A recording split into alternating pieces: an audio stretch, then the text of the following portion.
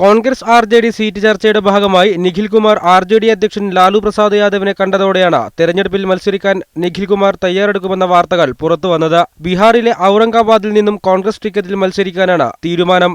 ഇന്നലെ രാത്രിയോടെ രാജിക്കാര്യം ഗവർണർ നിഖിൽകുമാർ തന്നെ സ്ഥിരീകരിച്ചു.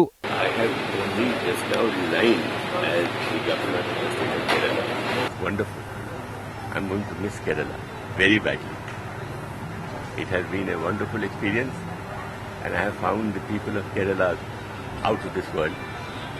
I have found the state not only beautiful, but extremely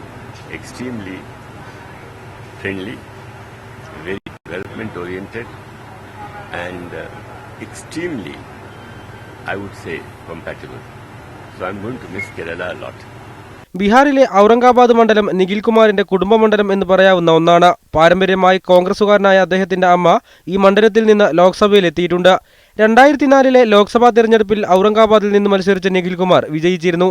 2012 March 22 Nikhil Kumar Kerala ഗവർണറായി ചുമതലയേറ്റത്. നിഖിൽകുമാർ രാജിവെച്ച പശ്ചാത്തലത്തിൽ പുതിയ കേരള ഗവർണറായി ഡൽഹി മുൻ മുഖ്യമന്ത്രി ഷീലാ ദീക്ഷിതിനെ നിയമിക്കാൻ കോൺഗ്രസിൽ ധാരണയായി. ഷീലാ ദീക്ഷിതിനെ ഗവർണറായി പ്രഖ്യാപിച്ചുകൊണ്ടുള്ള വിജ്ഞാപനം തെരഞ്ഞെടുപ്പ് പ്രഖ്യാപനം വരുന്നതിന് മുമ്പ് ഉണ്ടായേക്കും. News desk media 1.